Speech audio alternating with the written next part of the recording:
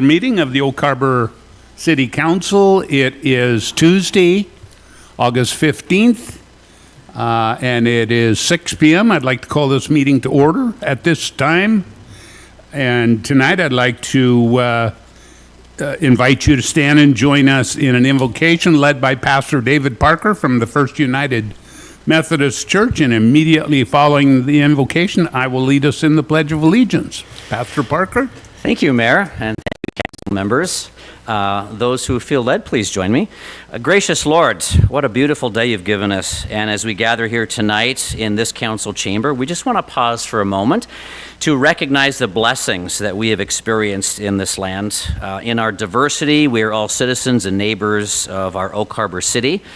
And we recognize that this community is a place where we want everyone to thrive and to live well.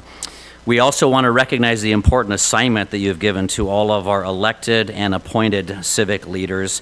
We ask that you will help them to lead well, to lead with credibility, to lead with civility, and to lead in such a way as all peoples are benefited within our larger jurisdiction.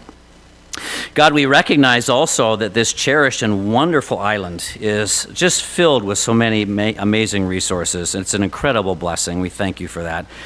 And we also want to acknowledge that we derive the benefits from this amazing place that actually first belonged to the coastal Salish tribal peoples. And we just humbly acknowledge that these are indeed unceded lands that were once theirs, have been lost to their culture and their economy and their people. But here we are today. We want to just humbly acknowledge that, and we want to learn from this day forward to live well and to find ways of righting the wrongs of the past and living in a way that brings justice and equity for all peoples of the island.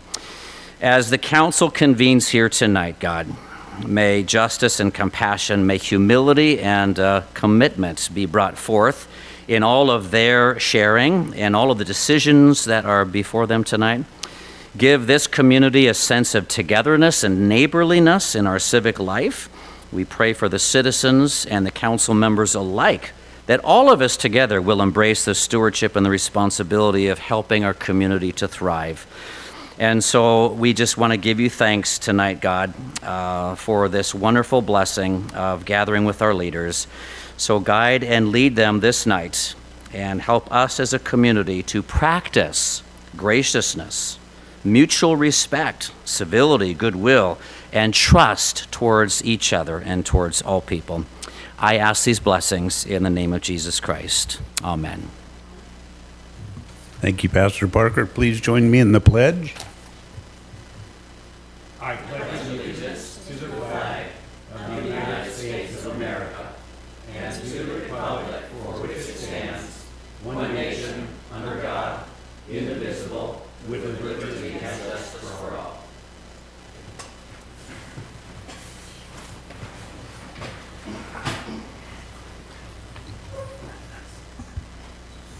So tonight's meeting is being streamed live on YouTube and Facebook and will be broadcast on cable channel 10, HD 1090 following the meeting.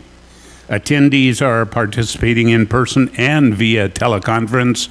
Guests that are included in staff presentations will be excluded at the conclusion of the agenda item as appropriate.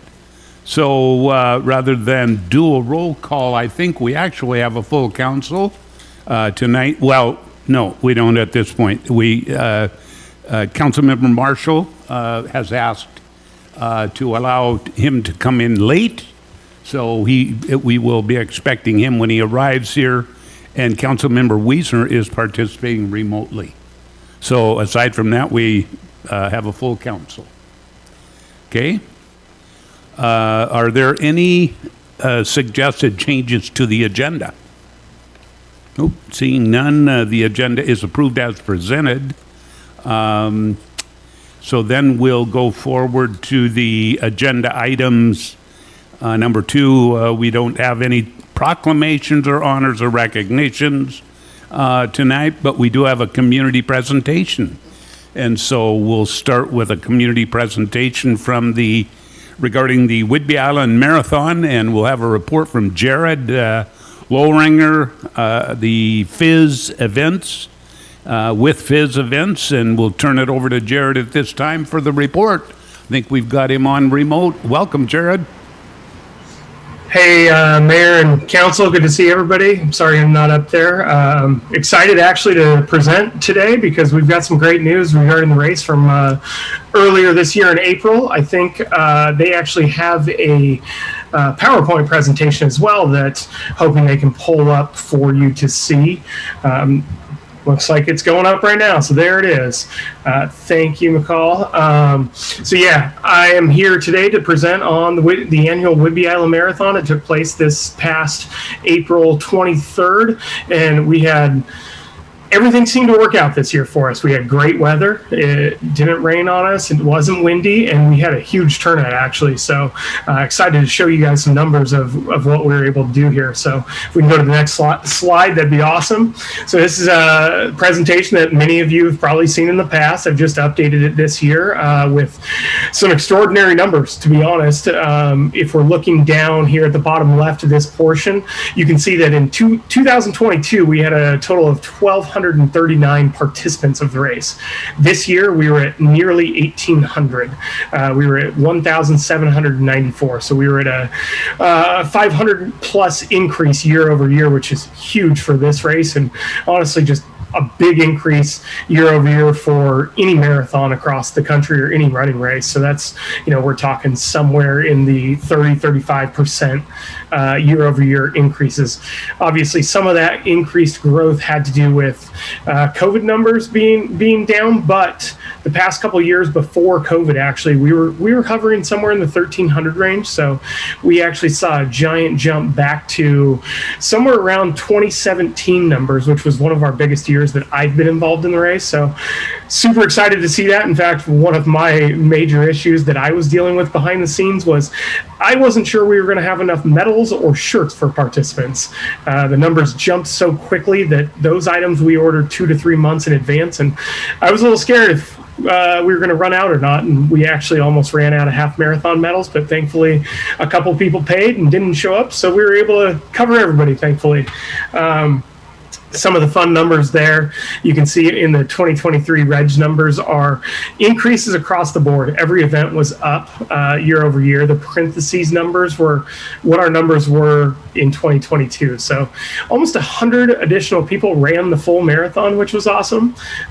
We also saw, as you can see, 240 more people participated in the half. Every one of our numbers was just up across the board, which is super cool to see. Super neat to be able to show off Oak Harbor and Whidbey Island to some of those participants that haven't been there in the past. And the really neat thing is, if you look to the right there, we had 39 states represented across the board, 2 countries, ours and Canada, obviously. So super cool to see how many people are coming from not only off the island, but from other states, other counties, other countries. One thing that I try and focus my efforts on are getting as many people from off island as possible to help with that lodging and tax advisory money that we bring in for this. This year, again, we saw almost 100% sellout rate across Oak Harbor in hotels. I can account personally to this because I was late in booking hotels for my crew, and half of them had to stay in Coopville because of the lack of hotel rooms across the board that we filled up. So obviously one thing I will do better next year is book those hotel rooms much earlier. And then, as you can see in the pie chart, some of the numbers, one that's obviously, or not obvious, but one that across the board in running races is we had about a 60% to 40% female to male ratio, which is pretty standard. Women like to get out there and run, and the males typically will sign up on a whim or because they were challenged to or trying to change something, but we see a lot more women usually.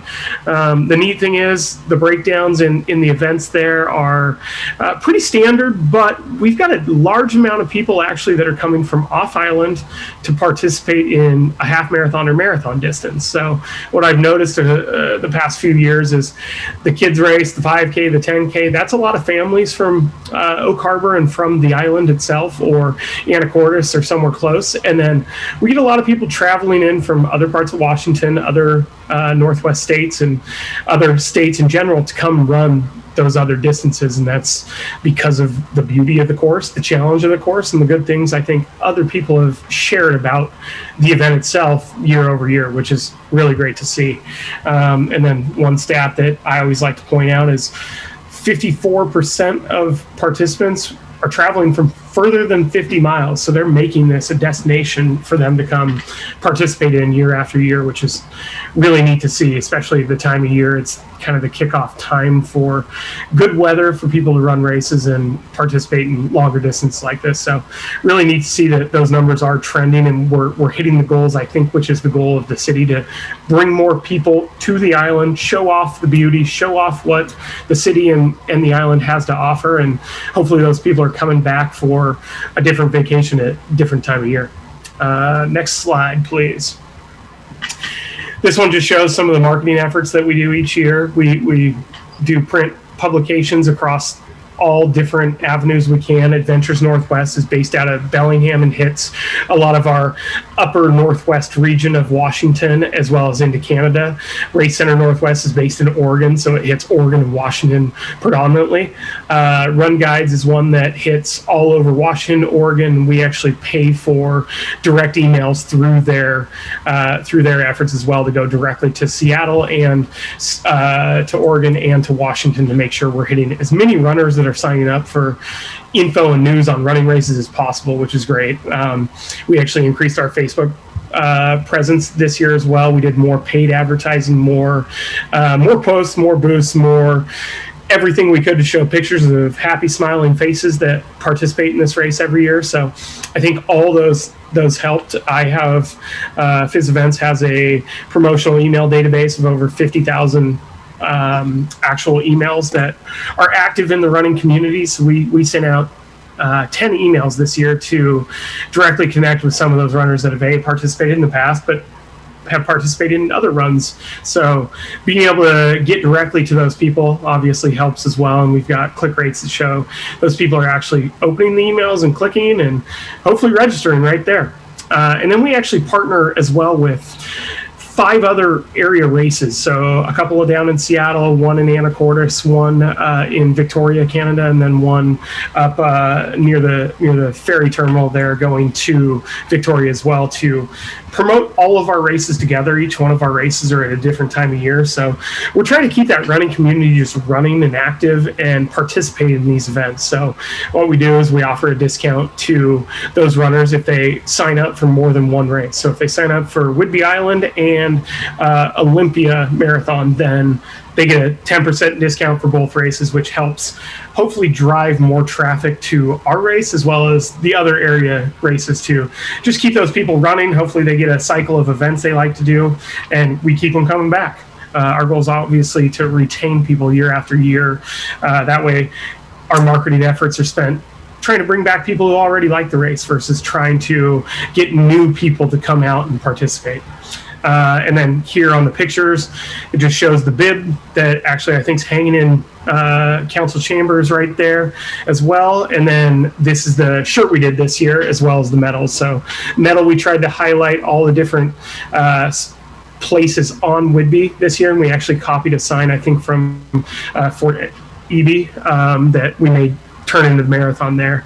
And then the marathon shirt you can see there, as well as we actually had an artist come out and design what looked to be a bald eagle with the bridge in the background, and kind of show off the beauty of the island and what we promote the most, which is how pretty the race course is. I think next slide. And then this just kind of talks about all the different things we try and do at the race each year.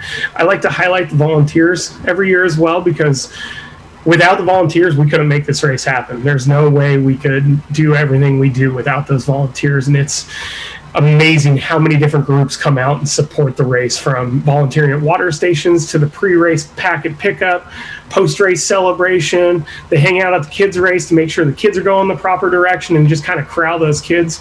This year, our volunteer numbers were up again compared to last year as well. We had about 140 last year. We were over 200 this year, almost making it hard at times to figure out things for those volunteers to do. But that's never a bad thing. pre-race packet pickup, we had throughout the day 25 different volunteers show up. At the different start and finish lines, we had 40 volunteers plus distributing food, helping answer info questions, helping pass out medals, doing everything they could just to make sure those runners had a great experience. On course, we had 25 plus course monitors that are pointing, telling people which way to go, making sure nobody got lost on course, making sure no vehicles had any issues interacting with cars. Part of those things are extremely important because it keeps all those runners out on course safe throughout the event site. So super happy to see the turnout. And then we had probably 130 plus water station volunteers at our 18 different water station locations. And these are everybody from church groups to the Navy base sends different command units. We probably had 8 different commands out volunteering, as well as lots of local businesses. We had New Leaf that's there in Oak Harbor, Vicasa, which is they're like Airbnb, and they have 18 to 20 houses on the island. A lot of volunteers from the Oak Harbor Ham Radio communications group come out and make sure everybody's safe on course. Church groups, youth groups, civic groups like the Kiwanis are out there doing it. And every year these volunteers come out and make it super easy for me. It's the same group every year, and they're really good at it. They love it. They're good at cheering on those runners. They bring snacks for the runners. They bring cover for themselves and the runners if they need a break, as well as just out there making sure they're cheering somebody on. Every once in a while, you could run a mile out there and not see somebody. Excuse me. 1 second.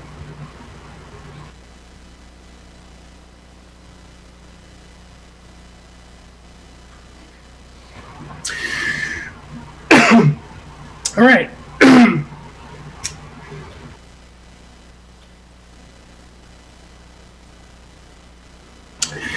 I think I might be better. Sorry about that. Anyway, I don't want to cut this short, but I can't seem to breathe all of a sudden. So thank you to the council. Thank you to the volunteers. Everybody that supports this race is amazing. I think there were a couple questions, so I'm happy, McCall, to answer some of those if you had them or somebody wants to repeat them as well. Well, thank you, Jared, and congratulations on a wonderful event. I'll just talk for a few more minutes to hopefully get your voice back there, but we appreciate your efforts here in Oak Harbor. Obviously, you've grown it, and it's come back, and for a lot of the right reasons. A lot of that's because of you. So thank you. And I think we do have a couple of questions. I'll turn to council first, and I think either Julie or Mikhail has a couple. But anybody? Councilor Munns? Thank you, Mayor. Jared, is it possible to get those slides? It's really neat to be able to review and look at the numbers that weren't in our packet compared to some of the years before. Definitely, yeah. McCall actually has the PowerPoint, and I sent her a PDF that can be just printed out, if that helps. Well, I think it's fabulous that the relationship with the Navy base to bring the two communities together and running across the bridge. I mean, there were a few years they couldn't do it, and I know it takes a lot of effort to get that through WashDOT, and I know we have staff members here at the city that also help. And so it's just, yeah, it's exciting to see it grow and all the little kids. And I've enjoyed in the years to help present medals or start them over in Bowman Bay. So it's been wonderful to be able to volunteer. So thank you so much. Well, thank you. Yeah, of course. And I think our goal is to always keep that bridge.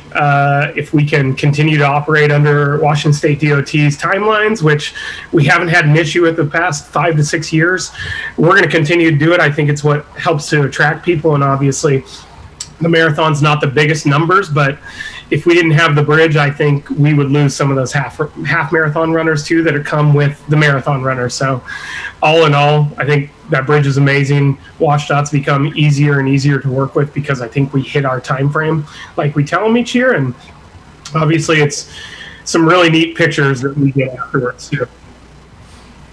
Other council? Yes, Mayor Pro Tem. Thank you, Mayor.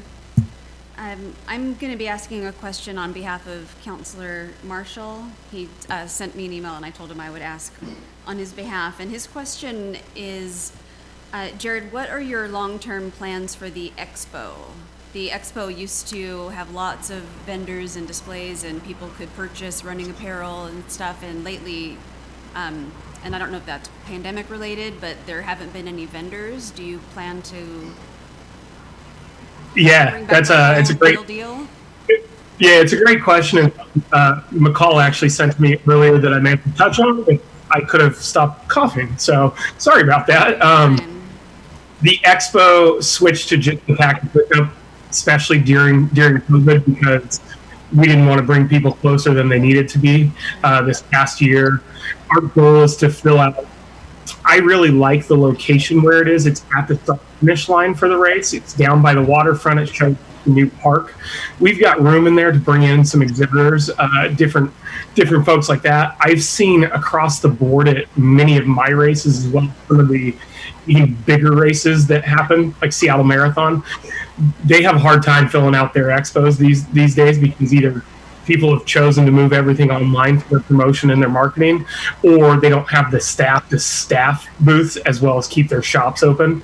I've tried for the past couple of years to get Super Jock and Jill, the running store, to come up and actually have a presence there to do exactly what you said, sell those last minute things that people forget to bring with them. And he's having a hard time getting staffing to keep their doors open, let alone staff auxiliary things like this or other races that are even in Seattle. My goal is hopefully to reach out to a couple of Bellingham running stores to see if we can get them to come down and kind of offer those same things, because I'm looking for things like goo or different very runner specific things that a Dick's Sporting Goods doesn't usually carry. So hopefully next year we can add a few more exhibitor booths. Last year we actually had Whidbey Weekly shows up, and actually he produces a pre-race paper guide, basically like the weekly that he distributes on the island. So he's there and he's actually promoting the race. He's talking about, he's basically the info booth, because he can tell everybody where to go eat, what's good on the island, where to go to, where to see, and then he gets the course maps to talk about it. So very long answer short is my goal is to bring back additional booths and get some more of the community. So fingers crossed that people can get the staffing back a little closer to where they were pre-pandemic and actually be able to have those booths and make that a little more of a, not only do I get my race pack and my shirt, but spend 30 minutes talking to different people from the island and different businesses from the island that hopefully can either sell a few more things or kind of just bring back that expo feel. If you need volunteers or manpower, just let me know. I'm happy to help. You got it. I'll take anybody who wants to be there. Okay, Councilor Hoffmeyer? Yeah, thank you for your presentation. This is something that I've watched fairly closely for, I'd say, the last 14 years probably. And, there'd been some ups and downs with it, I think to the point to where I think the Elks Club actually ran the marathon for 2 years even. 1,794 participants from 34 states. That is incredibly impressive. I think with many things, if you want to succeed, it has to be intentional. And, contracting with somebody that is a professional, an expert in the field like yourself. The previous council's decision to partner with you was obviously a great one. And keep up the good work. Thank you very much. Thank you very much. I really appreciate that. And my goal, no matter if it's your race or any other race, is to watch those numbers grow every year and hit whatever those goals are that are for that race. If it's to raise money for a charity, great. If it's to bring people to the island, that's my goal. So my goal is to show off Oak Harbor and show off the island as much as possible. And obviously the way to do that is get those heads in beds and fill up the hotel room. So my goal is to make it hard for myself to get a hotel room every year as well. So thank you. Anyone else? Okay, seeing none. Thanks, Jared. Thank you very much. We'll move on then to item number 3 on the agenda, which is citizen comment period. Citizens may comment on consent agenda items or subjects of interest not listed on the agenda at this time. Citizens will have the opportunity to comment on the remaining agenda items during the meeting as appropriate. Citizens can also visit our website prior to our meetings for methods to submit public comment or contact the city clerk, Julie Nestor, by phone or email. When submitting comments, please include your name and address. Public comments sent anonymously will be shared with the mayor and council, but will not be displayed. We have received 3 new public comments since our last regular meeting. One from Sherry Songstad, who lives north of the city limits.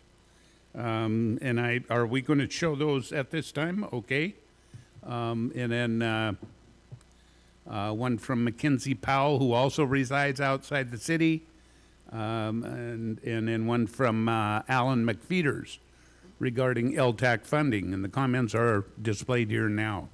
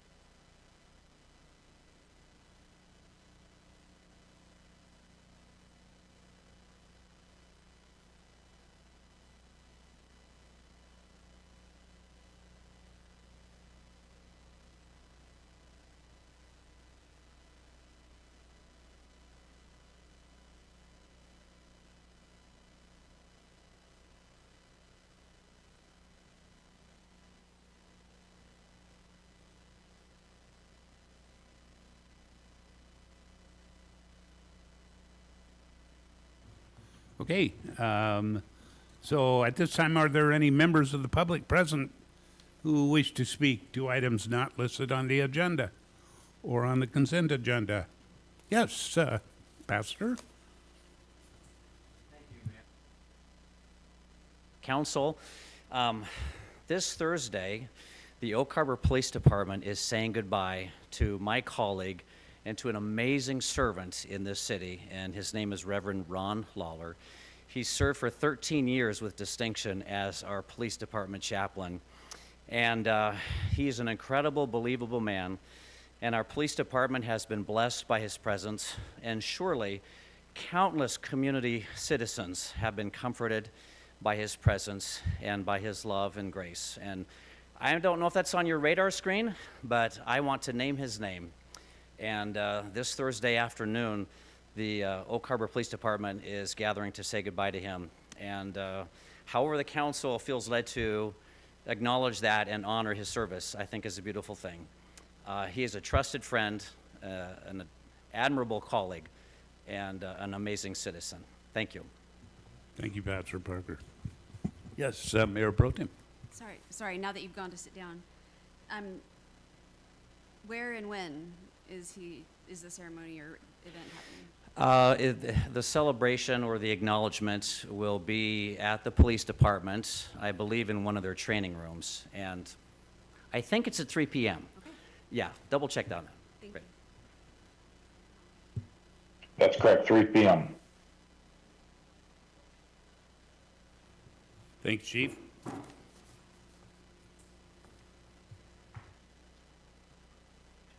Okay, anyone else? Public comment? Okay. We will move along then to our consent agenda. Staff has presented the listed consent agenda items, all of which were included in your meeting packet. Are there any changes to that or questions about that? If not, the consent agenda will be approved as presented. Okay. Looks like we're on a roll. We'll go to the mayor's comments. I don't really have any new comments this week. I do have a couple of important reminders. City office closures. The utility office will be closed on on August 16th from 11:30 to 4:30 p.m. And all city offices will be closed on August 24 from 10:45 to 1:15 p.m. for staff training. So important that city be closed for a few hours on a few days. Active transportation plan. The community is invited to attend a virtual meeting on August 17th from 6 until 8 p.m. to discuss the draft action transportation plan. So all community invited, virtual meeting on August 17th. Okay, and finally, the upcoming events are displayed on the screen for several of our upcoming events.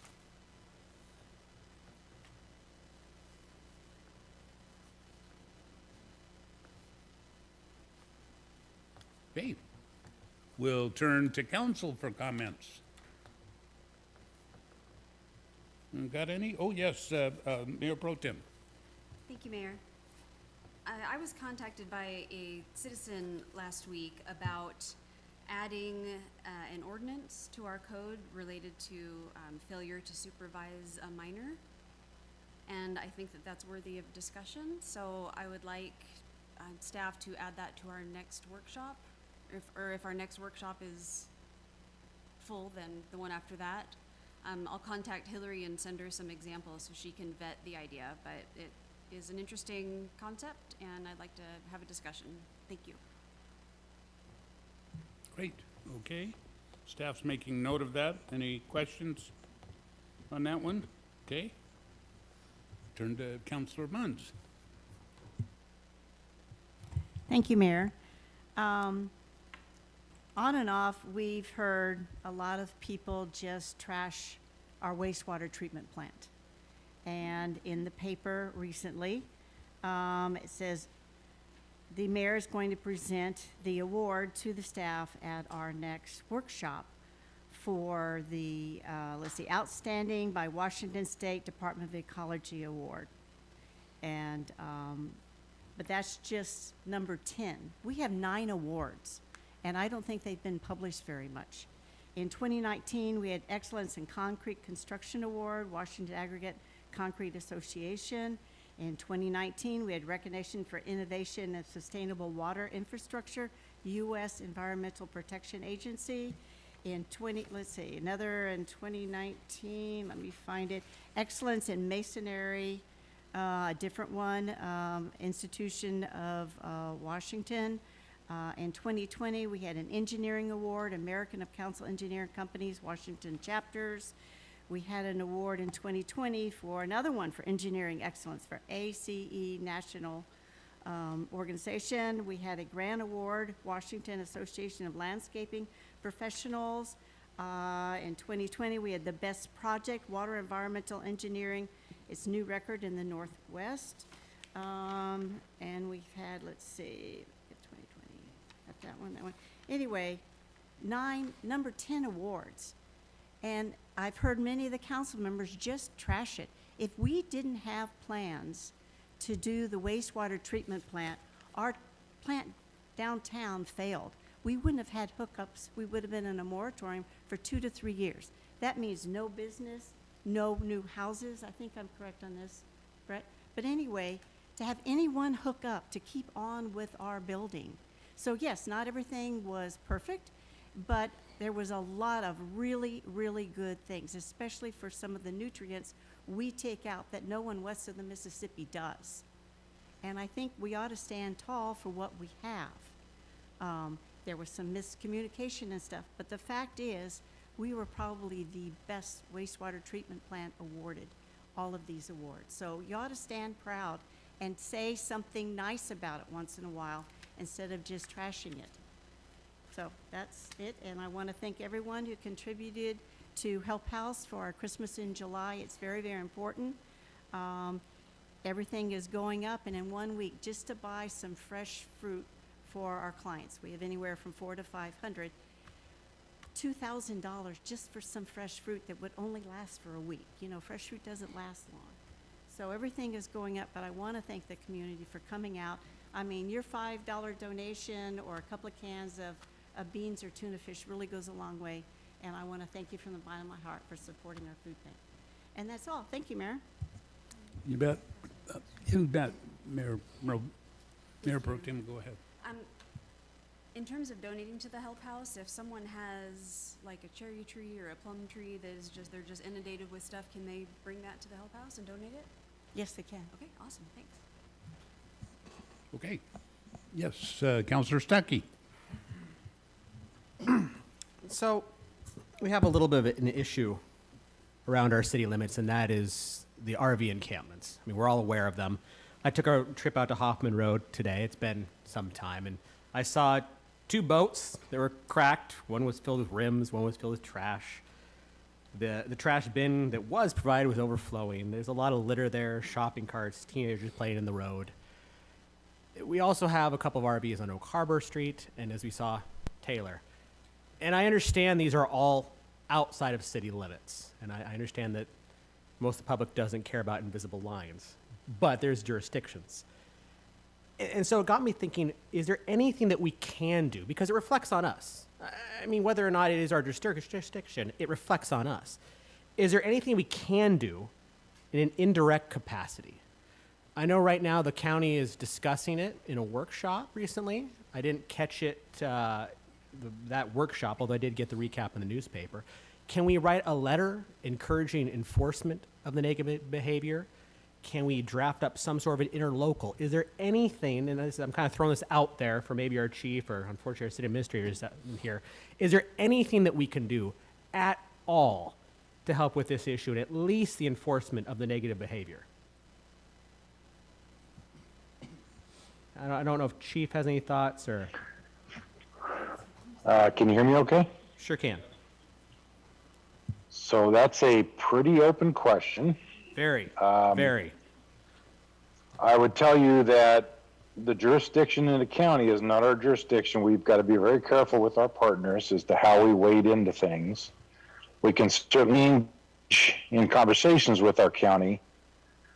And that's where, if you believe we need to do something, that's where we would start.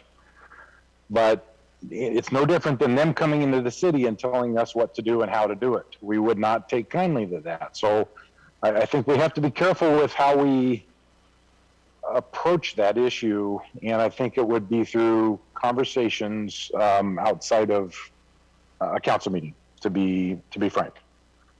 Have any of those, if you can speak on it, have any of those sort of conversations occurred?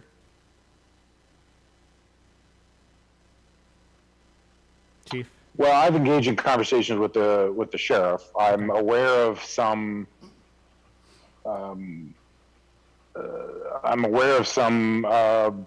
Through those conversations, I'm aware of that area and some of their actions or what they think of or what they want to do, and I guess that's as much as I would be willing to say at this point. That's fair. I'm seeing a lot from the county of what can't be done, and all of it's valid. I mean, there's the Boise versus Martin. You can't tow the RVs without a place for them to stay. There's alternatives. I just want to see the city at some level collaborate or at least offer a suggestion or an opinion, not telling them what to do. I understand it's different jurisdictions.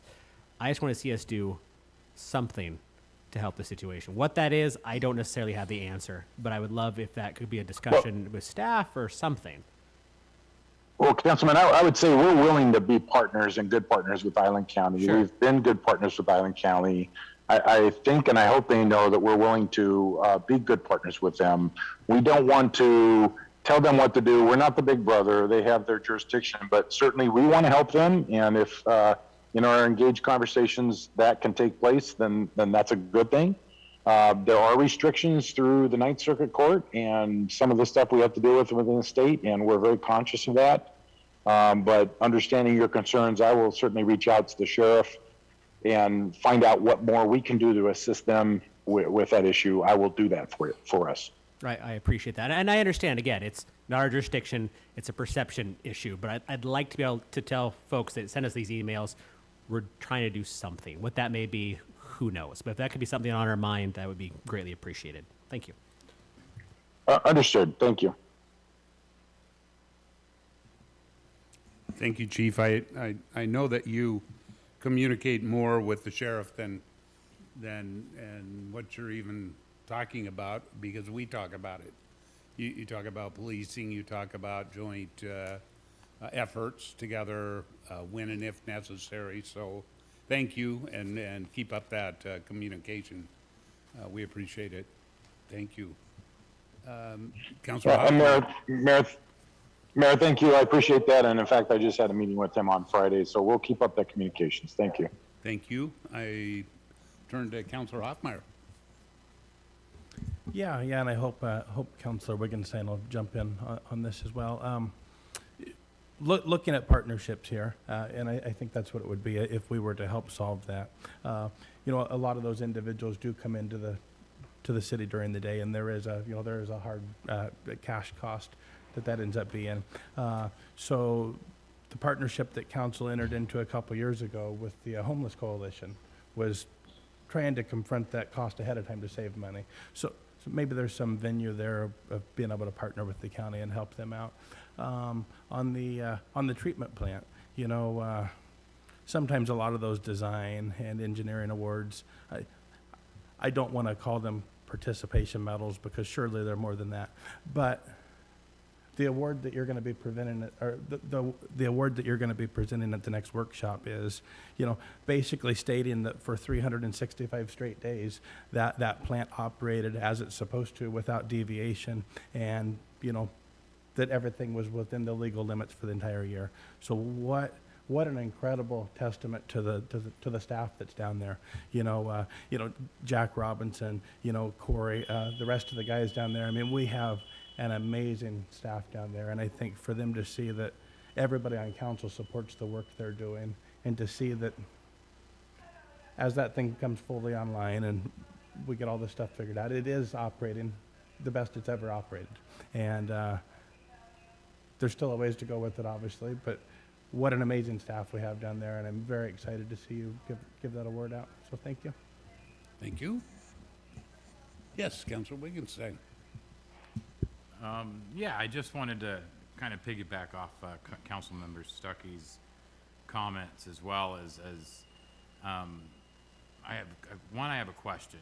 Do we have a task force partnership with Island County to address homelessness at all? I mean, is the city involved with a partnership in that regard? And if we're not, maybe we should consider doing that. And I think that task force is not just law enforcement. I think it's community members in our behavioral health. I think it's community members from our business section as well. I mean, because I think everybody's involved, and we're hearing a lot of this. Everybody throws a lot of spaghetti on the wall to try to see if it sticks and fix this problem, but there's not a lot of help on the trenches when it's time to fix the problem from the nonprofit side of things. And so it behooves us as a city, and it behooves us as a community to partner with the other municipalities on this island that deal with this problem and these are vulnerable populations as well, right? And I've driven out there to Hoffman Road too, and driven by it and seen it, and it's sad, to be honest with you. It emotionally pulls on me because we have this population that can't quite figure out where they want to be, and they can't afford to live anywhere else. And there's also a litany of other problems that go along with it. And I'd say a third of the population reaches out to try to give a helping hand. I'd say 2/3 of the population would rather not see it, so therefore it doesn't exist. And I think we need to continue to do that as we have continued to support some of our local agencies or nonprofits in their work through SPIN and what they do, Homeless Coalition and what they do. So if we don't have a task force, I'd like to see us get something started to kind of figure out a way to build those partnerships where we're working as a team and it's equal partnerships. If we have 5 people at the table, they have 5 people at the table type deal. And maybe we include Langley, maybe we include Coopville as well, since they're municipalities on this island and most likely dealing with similar situations, and we can come up with a team approach to help support our county. Thank you, Councilor Wittgenstein. Well, I see staff taking notes, and we'll look into that. Okay, thank you very much. Other council comments? Yes. Thank you, Mayor. Councilor Marshall. I just wanted to apologize to my fellow council members for my tardiness today. I had a mandatory training for football practice that starts tomorrow. And maybe this has been covered and maybe it hasn't. If it has, I apologize. But with the heat being the way it is right now, are we using the senior center as a cooling station, or is that an option right now? I mean, speaking of the homeless and others in our community who aren't prepared necessarily for the heat, are we using that, or is that available? And if so, I just wanted to remind people of that. I'll check into that for you. You got it. I believe the library is, yeah, but I'm not positive. Yes, Councilor Munt. Thank you. One more comment is I took my granddaughter to the splash park, and it's nice to see that there's more water flowing for longer periods and stuff. I was a little questionable about the young gentleman that laid across the drain so the water wouldn't go out. And they kind of made a instant Lake. pool, yeah, a lake. But there were a lot of, we got there early, like at noon, but, you know, until 2 o'clock. People kept coming and coming and coming, and so it was a lot of fun. So thank you to the staff that went and did whatever you needed to do to those magic buttons and the flow. And if we add up how much the extra potable water is against buying whatever that machine is to make potable water over our clean-looking water coming out, the effluent water, I think we need to check that, because it doesn't look like this summer is warm or hotter than last summer. So, you know, if you balance the two, hopefully we'll be using that purple pipe water as our irrigation too, because I think everything is laid, it's just we've never hooked it up for some reason. So, but thank you to staff, because that was a big cry from parents with children. So thank you so much. Okay. Okay, seeing no other comments, then we'll move on to all the way down to item number 8A. 8A is contract amendment number 2 with Gray and Osborne for on-call water services. And we have our project manager, Brett Arvidsson. Good evening. Take it away, Brett. Okay, good evening, Council. I'm Brett Arvidsson. I'm a project manager for the city, and we're here to talk about contract amendment number 2 with Gray and Osborne for on-call water services. Oh, that's better. There we go. So to give you some background on this, you know, our water system has capital projects scheduled out for the next 5 years. You know, it's quite ambitious. The capital plan contains a wide variety of projects, but our immediate priorities last year involved pipeline replacements, and we actually have done quite a bit this year. We have 5 projects either under construction or ready to bid for the 2024 construction season. And we've been using Gray and Osborne for these on-call services. It's easier for us to have a consultant that we have a long-term relationship and have some continuity between project to project. With the completion of these first round of projects, we want to begin the design on the 2024-2025 projects. And these projects involve a more diverse capital needs than just plain pipeline projects. So we'll probably have a batch of those next year. Excuse me. But to step back a little bit, this is what we're doing today. We are actually working on West Whidbey today, as a matter of fact. We have laid both the storm line and the water line for that. And we're getting ready to test the system and disinfect it and start hooking up houses. So we should be complete with the house, with the project, the house project in about a month. But to get on to our future projects, our first project, there are actually 4 tasks we're trying to accomplish here. One is the outfield pump station. That's our major pump station. That's our major water supply for the whole city. It was built in the 1970s and it's still the existing electrical system. And it's very ancient and there's a lot of parts in it that cannot be bought again. So, and also that type of equipment is 4 to 6 months out. So if we have something go bad on it, we are going to be in trouble. So anyway, we want to do a new main electrical system for this.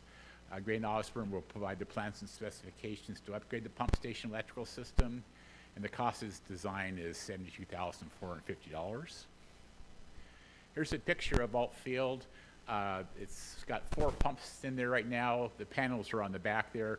But our electrical system is so bad that we only have 2 pumps actually working. Even though the pumps can pump, they don't have an electrical system to support them. This panel here, this great, oh, excuse me. Here we go. Push wrong button. This panel here was, like I say, built in the 70s. And when I started my career way back when, and that's been a long time, that was absolute then.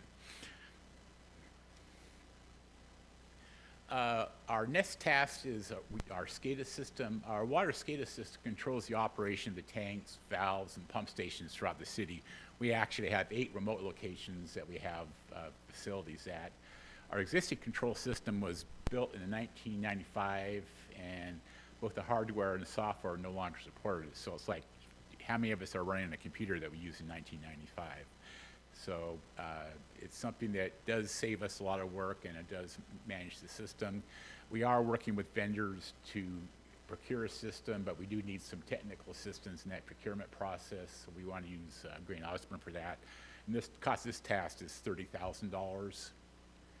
And here's some pictures of components. This is actually our north reservoir here, and these are the panels and stuff that support that.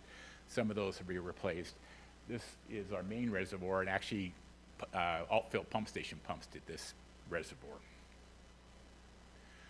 Our third task is hydraulic analysis. Our main supply comes down from a 24-inch down Highway 20 from Anacortes. This pipe is paralleled in segments, not the complete way, by 10-inch pipeline constructed in the 1940s. We do use sections of this line for other purposes, but we've also had a couple sections that we've had to take out of service. They're completely corroded and not usable anymore. And they're going to be a fairly amount of expense to replace, and we want to take a harder look at them. Theoretically, they're providing us with more redundancy and reliability, but when we've tried to use it in the past, it hasn't worked as well as we'd hoped. So we want to understand that a little better. It might be just the age of the pipe. So if we're going to replace those pipes, we want to, make sure there's something we want to do. It's going to give us value, but also we may want to make them bigger. So we want to take a look at that. So that requires a hydraulic analysis.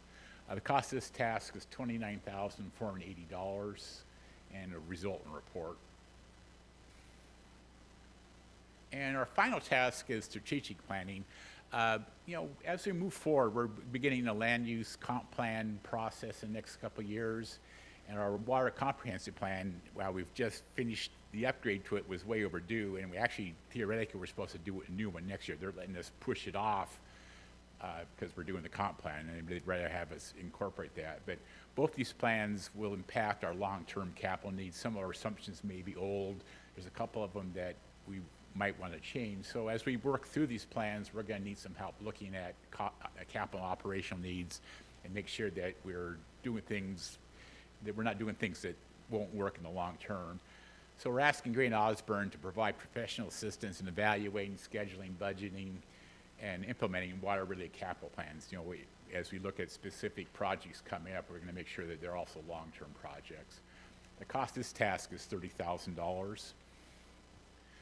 So anyway, the total cost of these 4 work tasks is $161,930. These would be done on a time and materials basis. We intend to put the outfield pump station and the SCADA system out for bid in 2024. The hydraulic system now also take 4 to 6 months to finish it. And like I said, the strategic planning services will be ongoing for a couple of years. So we do have a recommended action to move to authorize the mayor to sign professional service agreement number 2 with Gray and Osborne Incorporated in the amount of $161,930, increasing the total contract amount from $333,260 to $495,190. Questions? Okay, before we turn to council for questions, I'd like to verify that we've had no input from anyone. Okay, That's correct, Mayor. We received no input from the public on this item. okay. So we'll turn to council then, see if there's any questions. Councillor Hoffmeyer. Yeah, hopefully between Brett and Alex, you guys might have an answer for this. Where are we at with Southeast Fourth? Southeast Force is programmed to, it's one of those projects we have, we had so much work going on this summer, we pushed those off. So we have 4 projects that are almost complete design. We're gonna put those out probably around Christmas time for work next year. So that's still fitting into the 333? Yeah. Okay. So that's all done. Actually, the design is almost Perfect. complete. That was my only Yeah, question. yeah. Thank you. Yeah, we've completed all those designs. We just delayed them because of our workload and construction workload. Yes, Councillor Munn. Thank you, Mayor.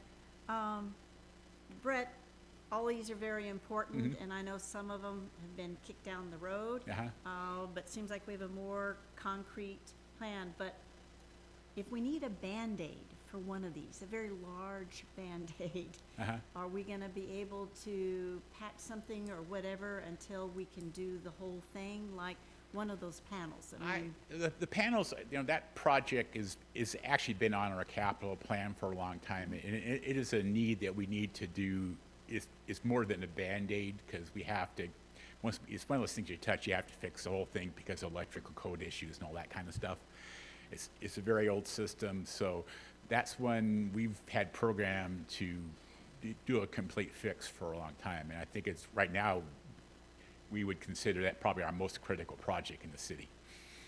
well, I just, you never know, like, Yeah. when Well, if we have to, I don't see. something happens is- that I would- we can shift and get into gear to get it Yeah, done. we- Because you yeah. don't want people without water Yeah. or, that's important. And I think, I'm actually, to me, it's electrical system, while it sounds complex, I don't think it's gonna be that expensive. We're only paying $70,000 to design it, so I think the whole project's gonna be in the $500,000 range. We need to do a little more study, but, again, that one's very critical.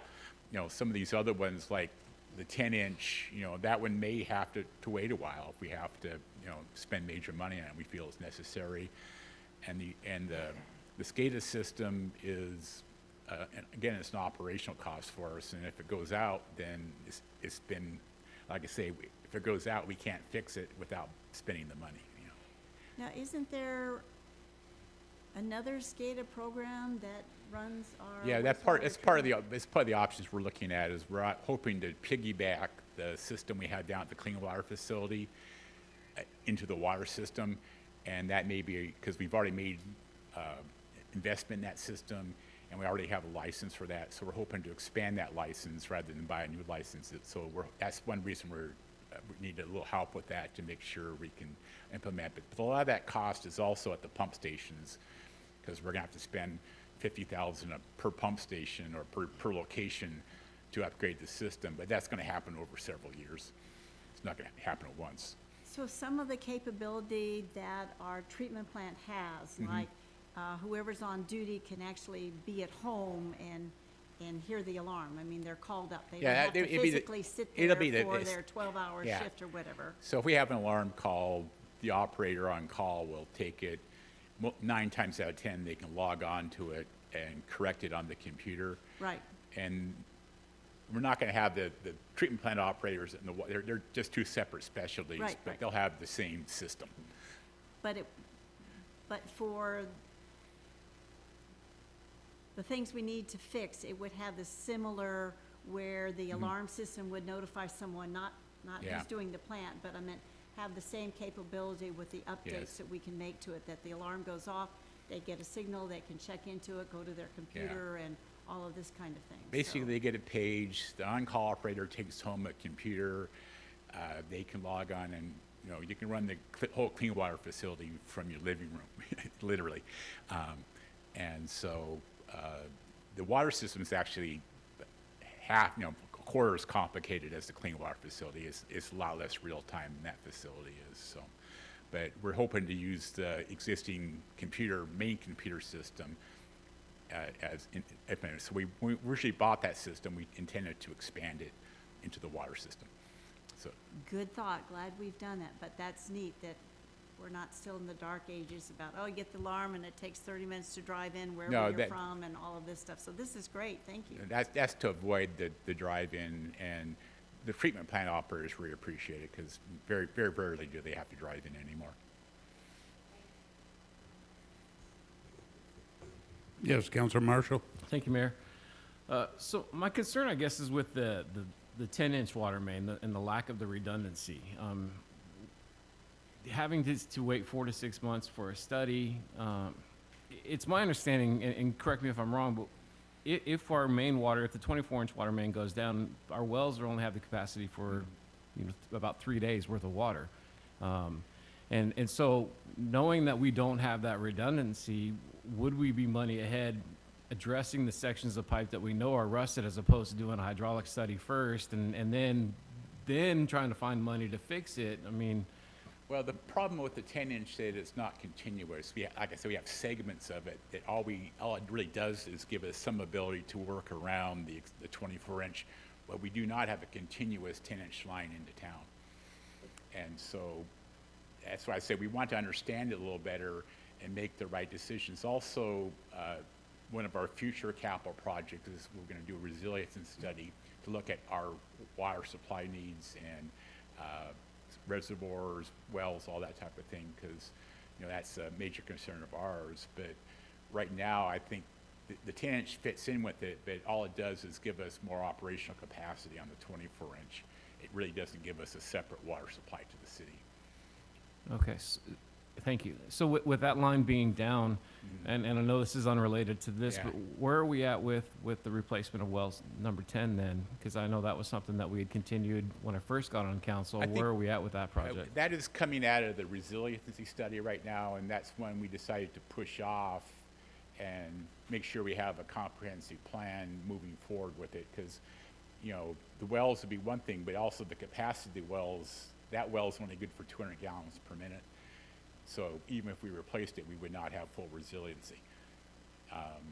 So again, is it mixed there? And right now, we're just trying to, if we want to make an immediate decision to replace that pipe, is it a good decision? And what is the actual size if we would choose to replace it? You know, there's a lot of other things that needs to happen too. That's sort of beyond, you know, $29,000. You know. So Brett, could you help me? My wife's probably going to kill me when I get home because I'm sure she's told me this. We own the 24-inch pipe from Anacortes to Yes, Oak Harbor, mhm.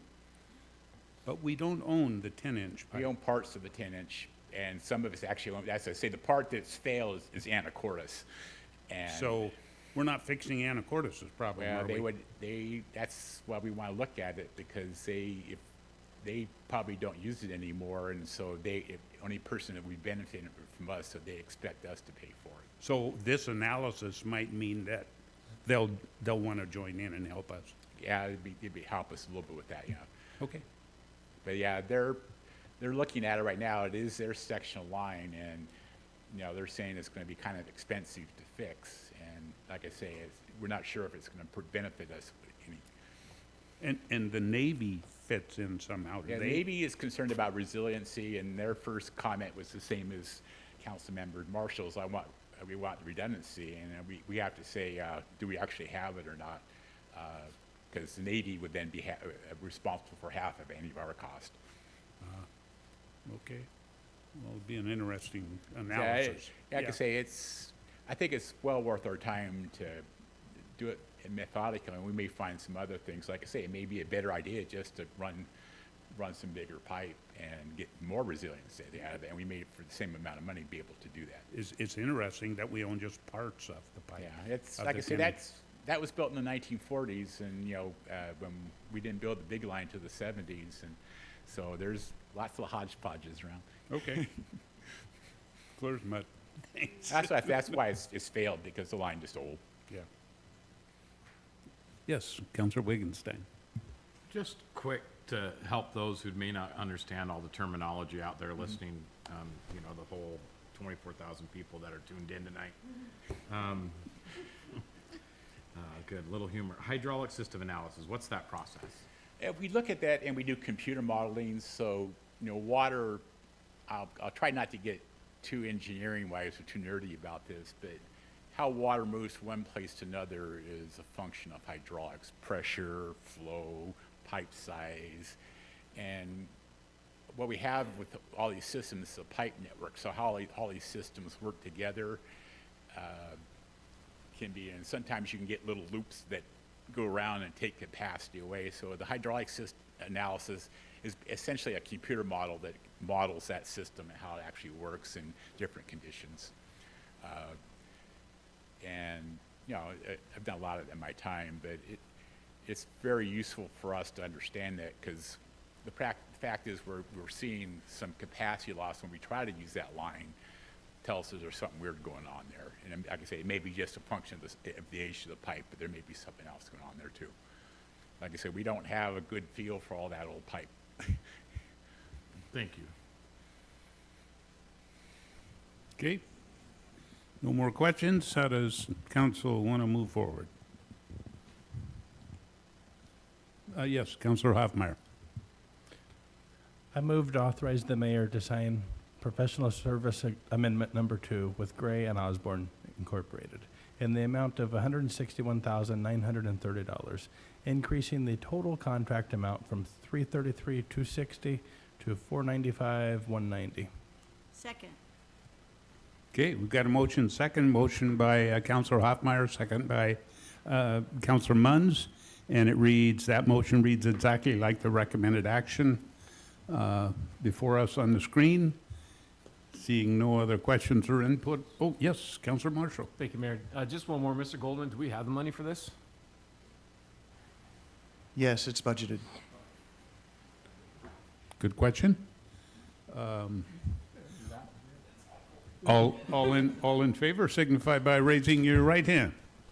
Okay, we got 6 here, and I can't see Mr. Wiesner, but, okay. Mayor, Councilmember Wiesner is not in the meeting at this time. Oh, okay, okay. Then that passes. 6 votes. We'll move on now to our last item on our agenda, which is the 2024 LTAC grant referral to council. And for that, this evening, we have our finance and performance analyst, Chaz Webster. Welcome, Chaz.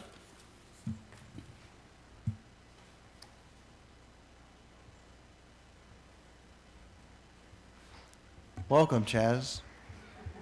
Oh, I think you're muted, Chad. Chaz, you're muted. Oh, okay. Can you hear me now?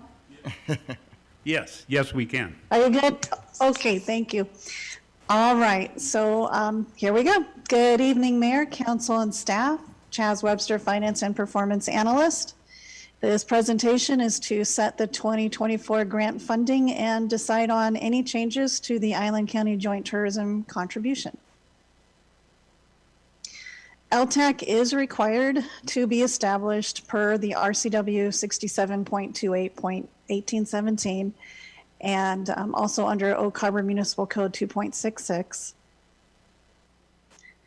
Listed here is the LTAC timeline for grant year 2024. So we're hoping to open the grant application window on August 28th through September 13th. Here is a 12-year history of revenue and outlays. The 2023 and 2024 fund balance at status quo is shown here.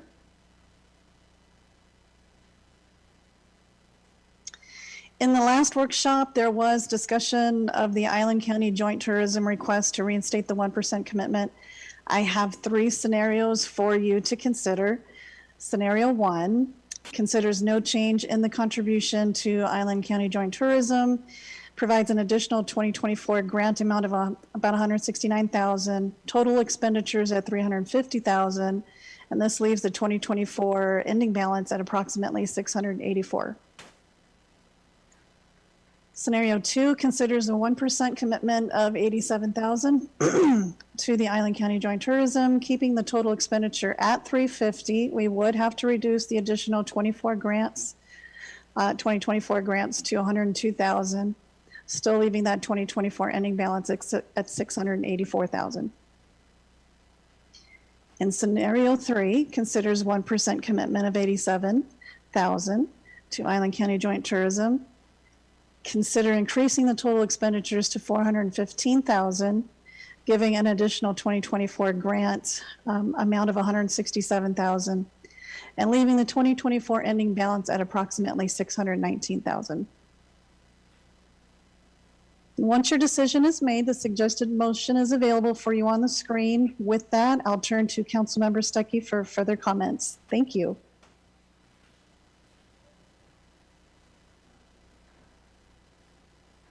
Hello. Yeah, so I guess I'll dive right in here. So we're given the 3 scenarios, as you can see. I kind of gave my thoughts at the last workshop. I'll kind of recap them here, and also I'll start posing a question, and I really wish Councilmember Wiesner was on here. Right now, we give $20,000 to Embrace Whidbey. And we know other municipalities give more, so the feeling is maybe we weren't pulling our weight, which is valid. Can anyone articulate to me what the $20,000 we're giving them currently covers for us? No? And this is not rhetorical. I was really hoping Councilmember Wiesner might be able to answer, because he is our member on that board. And if we can't answer that, can we answer what giving them an additional $67,000 would cover? I don't know. I still propose for either no increase, and they can go through the approval process, which can be a 3-year approval process. And if that's not palatable, perhaps a flat rate as opposed to doing the full 1%. I know we need to tighten the screws a little bit. I know there's some concerns on the last go around that they weren't all tourism promoting, but if we give them that 1%, we're going to about have $102,000 in grants. Let's say we love the Whidbey Island Marathon, decide to do that again. I think that was $30,000. Is that correct that we gave $30,000 last year, Chaz? So now we're already at only $70,000 to give out. And while we do have a sizable amount in the account, and while last year I did argue for us to give a little bit more than we took in to help spend that account, and that's still an option, it's really not sustainable to continue to give them $100,000 but make a sizable dent in the local things here. So I admit we need to give them more. Whether that looks like a flat dollar amount or an application they apply for so we know exactly what that amount is being used for, that would kind of be my suggestion. But having been a little more in depth in this, if people have other thoughts, comments, questions, I'm happy to answer or provide comment. Have any more discussion here at the council level? I just want to make sure that we haven't gotten any input from anybody in the public. No, Mayor, we did not receive any additional, except for the comment that was shown on That's screen right. tonight. We had one on our screen tonight. That's Okay, correct. Okay. Now we'll bring it back to council for questions or input. Councilor Munns. Oh, thank you, Mayor. I realize you and I were on council when we first gave them the 2% and then changed it to 1%. And then we started looking at their publication, and Oak Harbor was either never or barely mentioned. And so our money was going to, yes, they're smaller communities, they have less money, but the idea is to help promote us. We need tourist dollars. We need people in our hotels. And so then we changed it to a flat 20,000.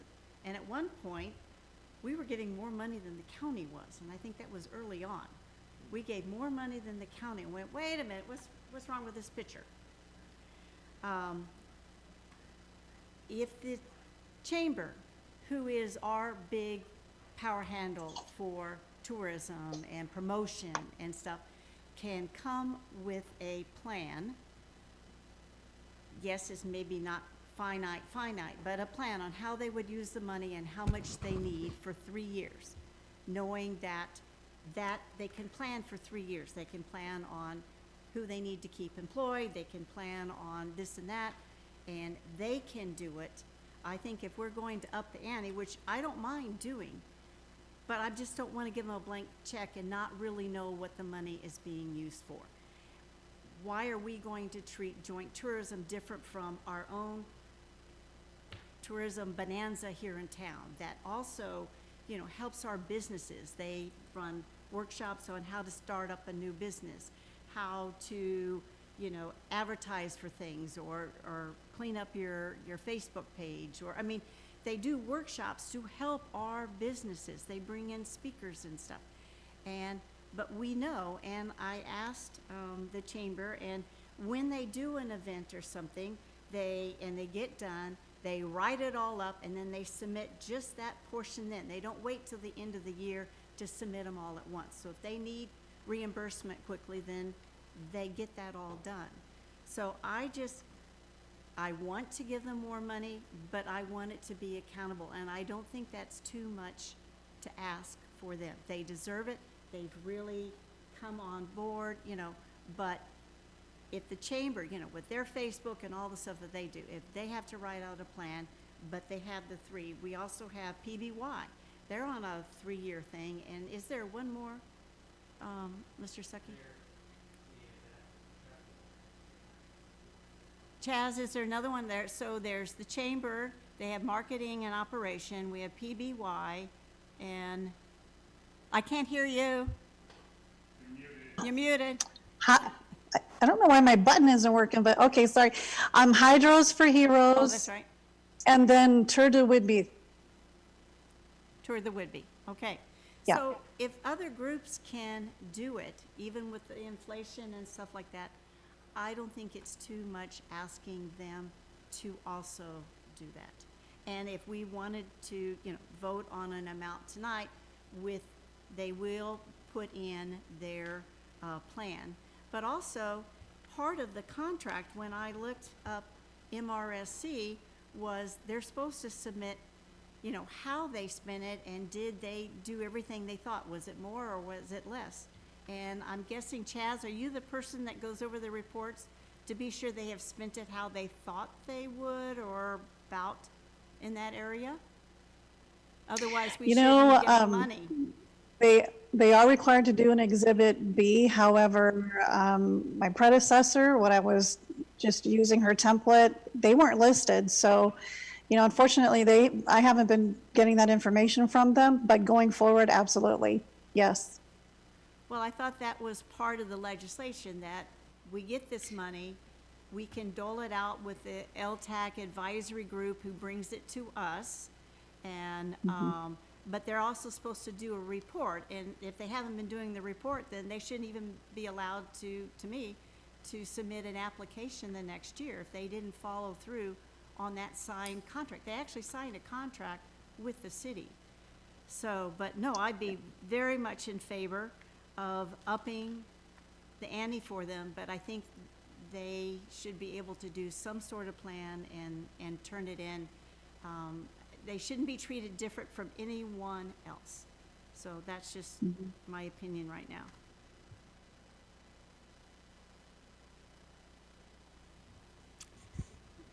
Councilor Marshall. Thank you, Mayor. We already treat other people differently, though. We give money to the EDC, and we don't require them to jump through hoops or provide a report. I mean, they come in and provide an annual report, but we don't make them say, okay, these are all the things that we're going to do with the money that you give. We were going to do the same thing for the airport. We were going to give them $200,000, but we weren't asking them what they were going to do with that money. It was just, here you go, we're just going to give you the money. I think what Sherry has done, and I missed the workshop admittedly, but I went back and I watched it, she has shown us tangible results from what she does. And I think that, I don't necessarily disagree, Councilmember Munns, but I think that perhaps the chamber and embrace Whidbey should be able to get away with. This is what we're going to say. We're going to give them X amount of money, and they're going to come and provide an annual report for us. But I talked to Maggie after the last workshop, and it's cumbersome for them to have to do a breakdown of all those expenses every single time. And we know what they're doing. We've seen the value of what they're doing. So to make them jump through these hoops is just more work and more effort on their part for what we're ultimately going to end up giving them anyway. We're doing $20,000, but we were willing to give $37,000 for a slide. These people are actively promoting our community. And so to answer your question, Councilmember Stuckey, they are helping to get us more exposure, not just Oak Harbor, but our entire island community. Sherry has worked diligently to bring movie production companies here. She's worked to get Main Street on Channel 13 just recently. She worked to get the Kufla Arts and Crafts Festival on Channel 13 recently. She has shown us tangible results for the money that we're investing, and more so than I've seen from some of the other entities that we've been willing to give money to. And so I would support scenario 3 in that we are giving them, we're funding the 1%.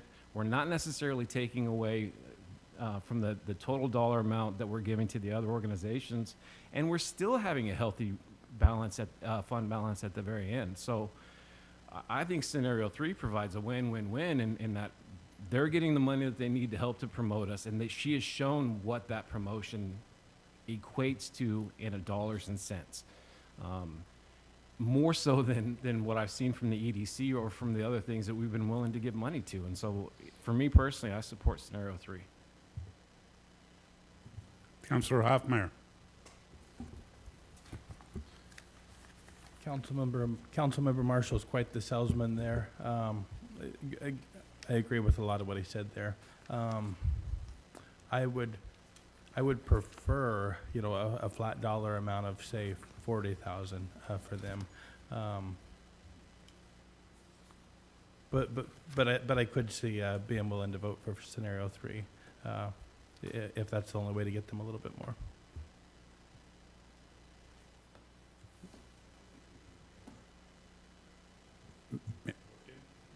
Thank you, Mayor. I have a couple of questions. The 20,000 in the PowerPoint, it says paid on a quarterly basis. So we pay them 5,000 a quarter. We don't pay them 20,000 a quarter. That's right. Correct. Okay. And let's see. I wrote. Dang it. Okay. The 1%, they're asking for, and we collect 2%. So are they asking for half of everything we collect via LTAC, or are they asking for 1% of what we collect? So I can answer that. We actually collect 4%. So there's a basic 2% and an additional 2%. Right. The additional 2% is what's subject to the joint agreement. So it's going to be half of that 2%, which is the 1. And in the 3 scenarios provided, there is the number for additional 2024 grants is a little different. In one, it's 169 and change, and in the second, it's 87 and change, and it's 101,000, and then in scenario 3, it's 166. How are we calculating additional 2024 grants, and why is that number different in every scenario? So scenario 1, of course, takes in consideration the $20,000 amount with a $350,000 total expenditure. So that's what's leaving us the 169 there. Scenario 2, the total expenditure is still $350, but we've raised that Island County Joint Tourism up to $87,166. That affects our additional 2024 grant, reduces it. In scenario 3, we've increased the total expenditure to $415,000, and we have the $87,000 there for our Island County Joint Tourism And that allows us, since we raised our total expenditure to 415, we were able to raise the additional 2024 grants to 166. Yeah, we were basically rounding the total expenditures off to the nearest 5,000. Okay. I think I had one more.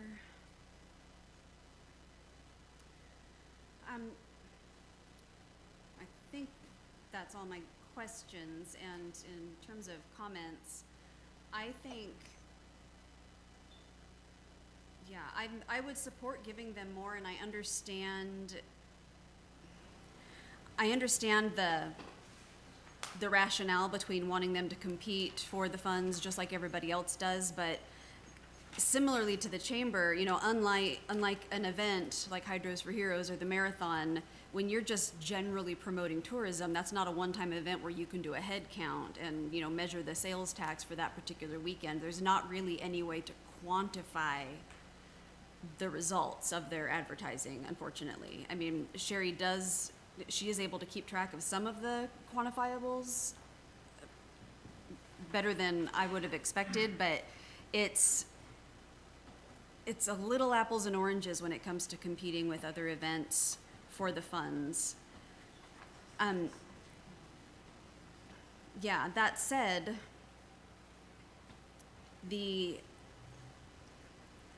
don't know, I would like to give them more, but I agree with Councilor Munns that I would like to get some information before doing that. And what I want to do is not pick an arbitrary amount of money, I guess. I want some rationale behind the actual amount of money that they're asking for. Why? What are they doing with it? I guess I just need more details. But I know we're on a timeline, so I'm just kind of thinking out loud at this point. I'll stop talking. Thank you. Yes, Councilor, let me see. I'm looking at last year's packet, and I'm kind of looking at the paperwork, what I believe is the paperwork they have to fill out for the reimbursement, where I'm looking at Exhibit A, Exhibit B, Exhibit C. It's 3 pages. Does that sound about right when they submit? Okay, so it's 3 pages, but, and I was thinking along the lines of Councilmember Heisen there, this is geared, the paperwork is geared towards an event. The follow-up paperwork is geared toward an event. It may make sense if we're allowed to have 2 different reimbursement paperworks, because you're right, it does say on here, of those who travel more than 50 miles, what was the number of people who travel from another county or state? How many overnight stays did this produce? That's very easy with an event. It's very difficult with general marketing, and I was thinking the same thing. I was pulling it up before you said anything. Can we have 2 different forms, one for an event, one for a non-event, as far as follow-up for the reimbursement? Is that a possibility? Well, I can tell you that Exhibit B form, it is the questions that I have to get the answers to and report that to the state. So, when you point that out, that's probably why we have not ever reported the joint tourism numbers, because they don't do those sort of things. I mean, they've got to tell me heads and beds and how many people travel from 50 miles away. And if you do another reporting, for our purposes, we could definitely have that done. But the real purpose for that Exhibit B was the state reporting. So Chaz. Which I have to do by May. Well, Yeah. you might not know this, but I mean, they do get funding from other sources like Island County, Langley, and so on, right? So they would probably have a similar type of reporting for those jurisdictions, right? Yeah, yes, and I did reach out to Coopville, because, they're also part of the joint agreement, and I didn't hear back from them as to whether they report and how they report, because those questions on that Exhibit B are specifically the questions asked by the state reporting agency, JLARC. So I could definitely reach out, though, again, even to Langley. Councilor Marshall? Well, I apologize, wasn't it? Yeah, it is a little tricky, because with scenario 3 is not, it's sustainable for a while, because there's, as I pointed out when I first came on, was first assigned the LTAC chair, it's a fairly sizable amount in the account. And I first brought up the question, was that sizable amount planned for something? Because if there's a plan, like we were saving X amount of money for a capital improvement project, it makes sense to keep that much in the account. If there is no plan, I was kind of for slowly starting to drain it. So that option 3 is an option. However, that would not be possible in perpetuity. You could get away with it for a few years. You couldn't get away with it, I'd have to do the math, but you couldn't get away with it for 10, 15 years or so. Again, I agree we need to give more.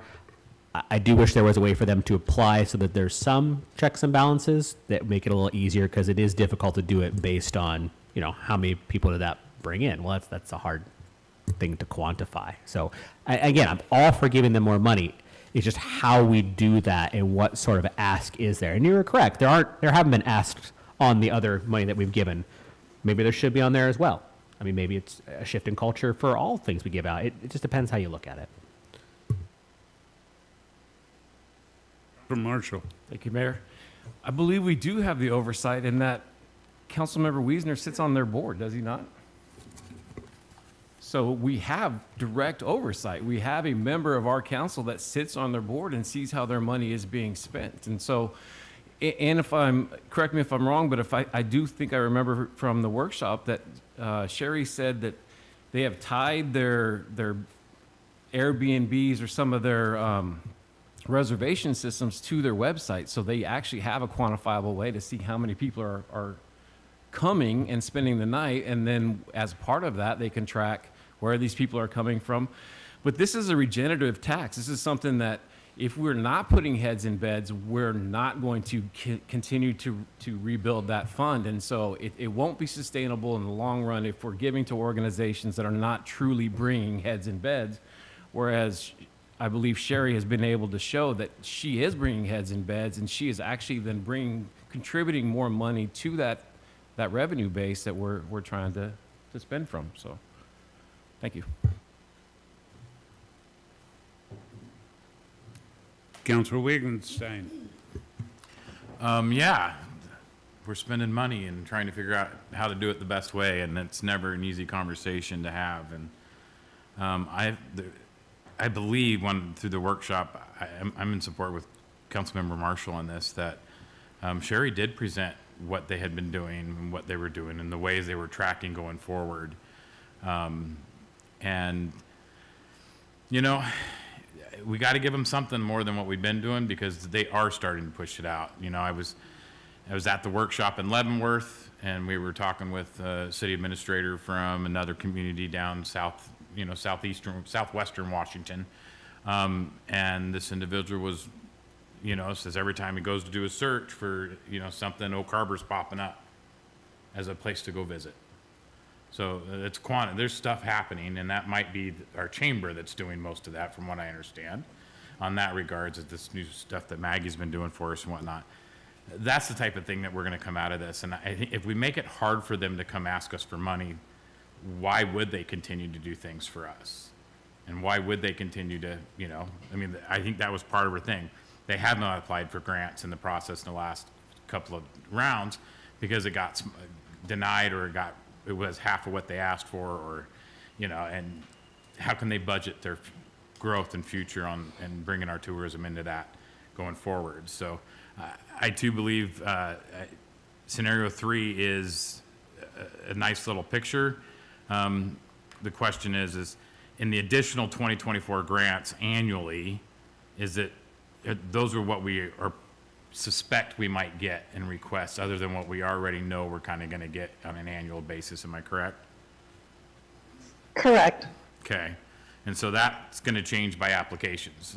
Some years we might have 200,000 people asked for, or potentially even more. And some years we might not get any. I mean, it's unlikely, but it's again very possible, right? So that's the variable number, I believe, that we don't know what that's really going to be. We're guessing. And we know that they're trying to do more for us than they had in the past. And they didn't previously. We let them know we weren't happy. We reduced the amount. We still gave them some. Now they're doing it. Let's see what they can run with. We can always reevaluate this, annually or something. So solutions, but the more heads in beds, the more people that come in, the more money we're gonna be able to give out, so.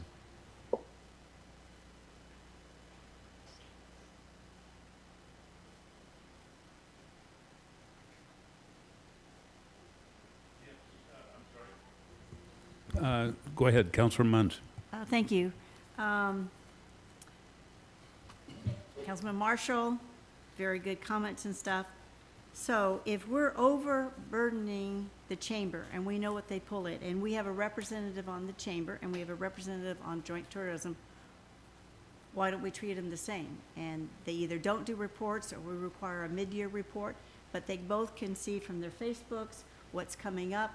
Yes, the chamber does do events and maybe have them but they're both helping us. They're both putting heads in beds and they're getting the word out. So why don't we compromise and figure out whatever we need to? We can run it by the auditors if we need to. We have a legal on what to just say, okay, for 3 years, you can count on this amount of money, and at midterm, we would like some accountability or something. And we do have representatives on it, and we know sometimes they can't make it, but let's do this and treat them the same and keep the momentum going to bring people in here. Because we're an island. We need to be a destination place. We are not, we don't want them to drive through and keep going. So is there a way to do that? I guess I'm looking at the chairman, and I'm looking at our finance director and at Chaz. We've made a commitment to the chamber, but can we put them and the tourism here? Because there's a lot you can't write everything up. It just happens because they keep going and they tweak it. And so, help. Can we do this, please? Well, the Tourism Board, they made a presentation last month to the City Council regarding their activities. Does the Chamber also do such an annual report to the City Council? Yes. So perhaps we can ask them to, just focus a little bit more on how the money that we provided them through LTAC was spent during their presentation, so we can get it from both. That might be an opportunity. So I'd like to chime in for a minute. We have quite a bit different agreement with the Chamber of Commerce. We have 2 agreements with the Chamber of Commerce. And so I hate to get that, I don't want to get too complicated here, but we have a commitment to run the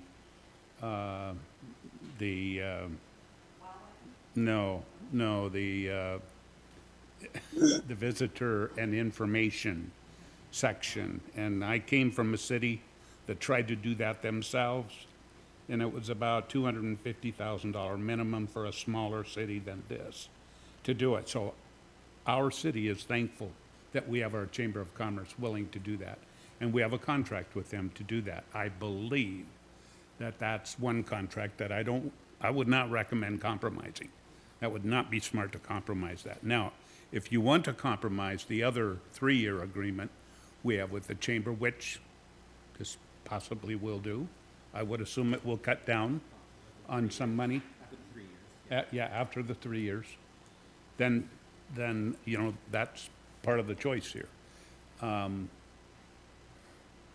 I did sit on the council when we took the fee down to $20,000, and I think that got cut in half that year.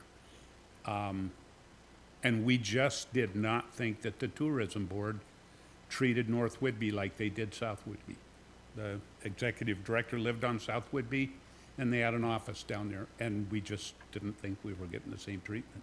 So if you feel differently today, and Sherry has done a nice job. Believe me, I don't take anything away from her. She does a nice job, but I do believe it will take something away from the chamber, but it'll be after 3 years. That's my take on it. Yes, Mayor Pro Tem. Thank you, Mayor. With my apologies to staff, I'm going to propose a scenario 4. And which I think is kind of a compromise in the middle. It will increase our contribution to the Joint Tourism Board without significantly reducing what we have left over to award and without draining the fund balance in an unrealistic way. I would say we increase our total approved expenditures to 375 from 350 to 375. We give the tourism board 50,000 instead of 20. And then including what's already committed, that would leave us $163,840. So still in that 160 and change range for all of the other applicants. And anyway, that's what I'm putting out there. 3 or 4. Councilor Stuckey. I kind of ran a similar scenario in my mind. I like my social media. Sorry, guys. And I did a poll.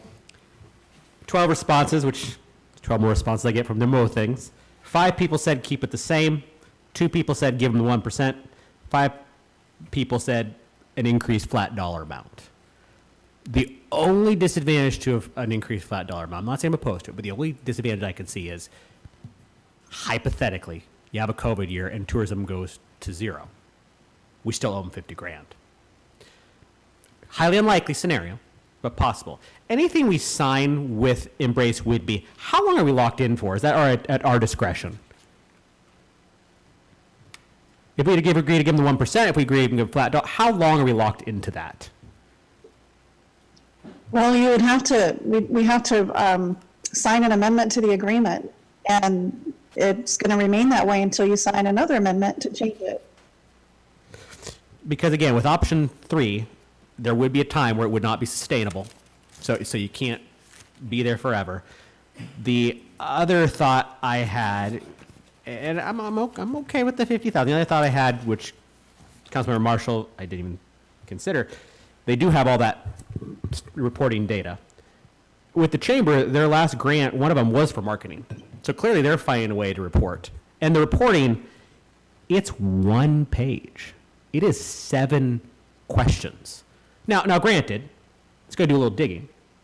But to say it's 30 hours, 40 hours of paperwork, I think would be a fallacy. And if they have this reporting data at their fingertips, they should be able to answer these 7 questions fairly quickly. So, I could live with the compromise. Sometimes that's the way to go with a flat dollar amount. I could live with it. But again, I don't think having them fill out 7 questions is too much to ask. We asked that for the chamber. The chamber's doing a general marketing grant as well. So somehow they're finding a way to get reimbursement and fill out this form. That's my thought. Councilor Munns. Oh, thank you, Mayor. I could go with the 50, and I like the mayor's suggestion that when this 3-year contract is over with the chamber, do not change the visitor center and all that information, but the other 2, put them on a similar thing that we're doing for the tourism, and then whether it be a yearly report or mid-year, and then the end of the year report. But I think they deserve a change on that.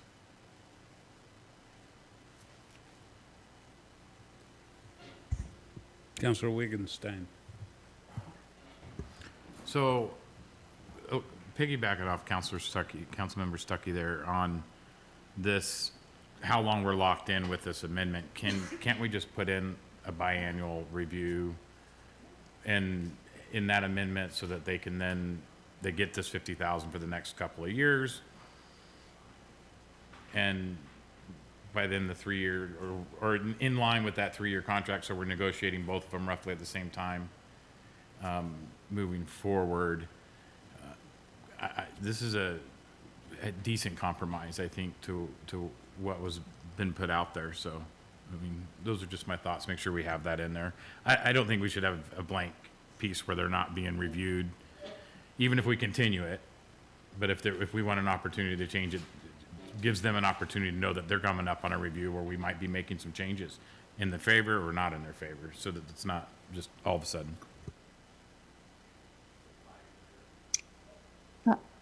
Mayor, could I add something? Sure, Chaz. What if we didn't make a change to the agreement, but we had approved the multi-year grant for an additional 30,000? Then it's just via the contract for 3 years, and they just have to renew every 3 years, like the chamber does. So we would have 20 per the agreement, and then 30 for a multi-year for 3 years. I just want to, because this was brought up by someone else about 25 minutes ago, we don't have the authority to assign the money that's in the LTAC.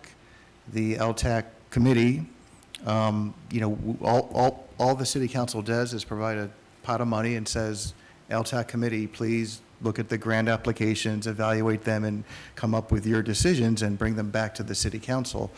So it might be difficult to predetermine how much money a particular applicant, whether it's the marathon or whether it's another group, gets unless we do a contract or an amendment to the contract, like we have here. Yeah, that's a very good reminder. Yes, this all has to go back through LTAC for review and comment. Okay. Yes, Councilor Munt. Thank you, Mayor, and thank you, Mr. Goldman, reminding. Last year, I believe, is the only year that everyone that put in an application got exactly the amount they wanted. That has never happened before. They lowered. Were there some lowered last year? That's mostly correct. There were a couple of the multi-years Right. that we shaved a little bit, but for the most part, that's correct. But up until that point, everyone has always been shaved, so we could be sure to give a little bit to everyone that put something in. Because, there are small projects. Remember, we used to do the Driftwood Days? I mean, small projects that brought in some people, and they would have a sculpturist come and help grade, and, it brought people in, but it's not going to bring people in like some of these other projects with both of these. So if there's a way, so we need to vote to suggest to the LTAC Advisory Board that we want to raise their amount to 50,000, correct? If we do an amendment to the agreement, we could amend it to 50 tonight. But if we provide the funding to the LTAC Advisory Board, like if we provide them 166,000, here's the pot of money you have to work with, and it goes through that process, then they're the ones who have to evaluate the applications and make a decision on how that money's spent. But it will not affect at this stage, it's what, 1 year, the PBY or those, because that amount has already been determined, I believe, last year? Yeah, it won't affect Correct. 2023, no. Okay. And is there some way we can put down that when the chamber gets done with the 2 more years, that somehow we can have similar systems for the 2? I'm definitely writing it down. Okay. I mean, I won't be here, but you've got to keep things fair. And joint tourism doesn't have a lot of employees, and neither does the chamber. And so, yes, you're saying it's only 6 questions, but if they're doing this, this, this, and this, and now she's, overnight, we've got to do this by the end of the week or something. I just keep it fair, keep it sane, and they're both working for us. So that's it. Thank you. Mayor Pro Tem? Thank you, Mayor. So, Mr. Goldman, hypothetically, if we were to go with the compromise scenario, do you need 2 motions? One motion to increase the total expenditures 375, and then also a motion for the mayor to amend the joint agreement Correct. to increase 30,000? Correct. Okay, so it's not one or the other, it's both. 2 motions. Okay. Okay. I move to refer use of civic improvement lodging tax funds of $375,000 in 2024 to the Lodging Tax Advisory Committee for review of applications for those funds and their recommendation to City Council. Second. Well, wait a second. Chaz, would she be referring 375 or would she be referring like 166? No, 375 is Okay. total expenditure. That includes everything. That's correct. Withdrawn. Well, we have a motion and a second, anyway, regardless. Motion and a second, the motion reads pretty much like the suggested motion with the number $375,000. And that motion was made by Mayor Pro Tem and seconded by Councilor Wigginstein. Questions? Anybody? Okay. Okay. All in favor signify by raising your right hand. That passes 6 votes. Okay. You're on a roll. Okay. Do you want to comment first? Sorry. In approaching the second part, if you're going on that, can we add to be reviewed on a biannual basis? That'd be my comment. You're more eloquent than me, so I'll leave you to it. It's your agreement. I'm just reading the words on the page. Okay, I move to amend the Island County Joint Tourism Agreement to increase the annual contribution to $50,000 and authorize the mayor to execute the amendment to the joint agreement to be reviewed on a biannual basis. Second. Okay, we've got a motion and a second, and that motion pretty much reads like this. Suggested motion, motion to amend, and then the annual contribution of $50,000 is the amount, and then the included wording at the end to be reviewed on a biannual basis. Okay? Any questions or input? Oh, that motion was made by Mayor Pro Tem Heisden, and it was seconded by Councilor Marshall. Seeing no other questions or input, all in favor signify by raising your right hand. All right. We did it. We got through it. Yes, Councilor Munns. I'm sorry, but I'd like to know why we are putting civic improvements in front of lodging tax. I checked with MRSC, I sent them a question, and it means different things to me. If you look up civic, it's relating to the duties or activities of people in relation to their town, city, or local area. Improvements is the thing that makes something better or is better than something else, the action of improving or being improved. Lodging tax is lodging tax. You want to bring people in. Okay, go ahead, tell me why. That's just the title of the fund in the accounting system. I don't know why Correct. that's the title of the fund.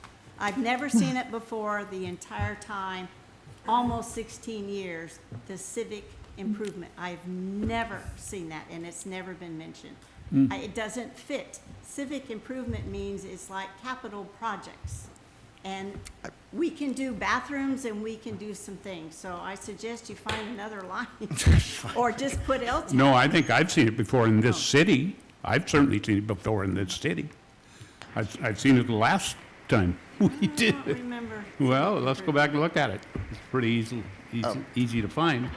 Okay, I could I'll look- eat my words if that's, but I could look just it up, don't but remember. not I on my can look phone. back.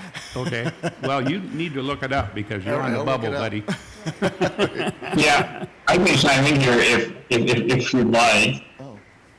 I did see a email exchange that Hillary forwarded me from the MR Steve Gross over at MRSC and Councilmember Mums. And I think it would be better to say lodging tax. I mean, the lodging tax does have a provision that does allow for some types of civic improvements, but the RCW that sort of authorizes all of this entire tax, they call it a lodging tax. So that's the overarching name for it. Yeah. Good. We'll turn to you for our next usage. How's that? Yes, Councilor Muntz. And the second part to my comments is, I understand that Councilman Stuckey wants to have a lot of transparency, but LTAC is not something, their voting is like a popularity contest. How many of these people that commented have ever been? There's a place when you look at the applications to advertise for people to come in and speak or send in writing why they would like to support something. But just to put it out on Facebook, it's like, oh, well, let's see who wants to do what. You know, you need the application, you need the history, and you don't get that by saying, hey, do you like these nonprofits, or do you like this event? I mean, there are certain rules. You have to see the application. Maybe who they're voting for isn't going to put in an application this year. I know transparency is important, and I believe in that. But the words that you chose, I think, could have been done differently. It just sounded more like a popularity contest on Facebook on, hey, you know, we give to this, this, and this, but they don't know what they asked the money for or how it was used. And the committee does. But I know people have sat outside, and the committee has called them in and said, you know, who wants to speak for this event or this nonprofit or whatever to do something with the money. I can't put my whole faith in Facebook, I'm sorry. But the way LTAC is arranged, and I read everything and stuff, I would choose words differently. It just sounded like, hey, we're doing this, this, and this, and so what do you like? And that's like, ooh, I can jump on this one, and I can vote for this or not vote for that one. And I'm sorry.